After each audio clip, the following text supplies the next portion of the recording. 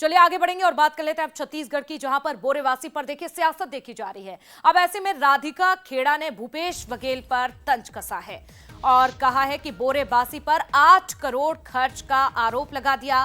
बोरेबासी दिवस को लूट का साधन बनाया, कमीशन से दिल्ली की दीदी की थाली सजाई, ये बात भी कह दी।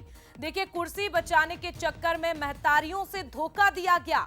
पूर्व सीएम भूपेश बघेल का भी इस पर पलटवार सामने आया। 15 साल रमन सिंह रहे, निगम मंडल के समारोह में लाखों रुपए खर्च हुए, उसका भी हिसाब होना चाहिए। भूपेश बघेल ने यह कहा, सभी कार्यकाल की निष्पक्ष जांच होनी चाहिए। तो इस बार का बोरेवासी आप देखिए, ये सियासत का बोरेवासी नजर आ रहा है। जिस तरह से दोनों ही पार्टियों के बयान आए, क्या कुछ कहा सुनिए जरा। छत्तीसगढ़ की पहचान को भूपेश बघेल ने टेंडर की ठेली पर बेच दिया। कमीशन की थाली भरकर उस पैसे से दिल्ली में दीदी की थाली सजाई गई। कक्का हर मन से बोलते थे, माटी मेरी मां है, लेकिन उसी माटी को माल बनाकर दीदी दरबार पहुंचा दिया। अब जब पोल खुली तो बासी बहानों से भाग रहे हैं। कक्का जी, बोरेबासी के नाम पर जो आपने किया वो संस्कृति नहीं, छत्तीसगढ़ की आस्था से धोखा किया। कुर्सी बचाने के चक्कर में, दीदी की थाली सजाने के चक्कर में आपने छत्तीसगढ़ महतारी को ही ठग लिया। साल रमन सिंह थे, कितने साल के कार्यक्रम हो गए हमारे 5 साल के कार्यकाल में, और अभी के कार्यकाल में कितने की जांच कर रहे हैं लोग। सबकी जांच करा ले। रमन सिंह जो विकास यात्रा निकाले थे उसकी भी जांच करा लो। बलौदाबाजार में कौन कौन से विभाग कितना कितना खर्च किया, पूरे प्रदेश का निकाले।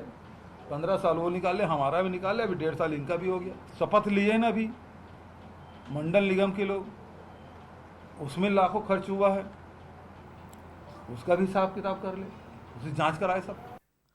तो राजनीतिक पार्टियों के ये बयान आपने सुने, इसी पर चर्चा करते हैं। हमारे साथ सहयोगी अनंत भी जुड़ चुके हैं। अनंत, देखिए, छत्तीसगढ़ में त्योहार आए और सियासत लाए, और ऐसी ही सियासत कुछ हम देख रहे हैं। अब तो देखिए, बोरेवासी पर भी सियासत हो रही है। राधिका खेड़ा ने बड़ा सवाल उठाया, उनका कार्यकाल ही याद दिला दिया। तो भूपेश बघेल ने भी कहा कि 15 साल आपकी भी सरकार रही, उसकी भी जांच होनी चाहिए। क्या कुछ है ये पूरी सियासत? बिल्कुल, देखिए, मजदूर दिवस छत्तीसगढ़ में मनाया जाता है और पूरे देश में मजदूर दिवस मनाया जाता है। लेकिन अगर छत्तीसगढ़ की बात करें तो जब कांग्रेस का कार्यकाल था, जब कांग्रेस की सरकार थी, तब उसे बोरेबासी दिवस का रूप दिया गया।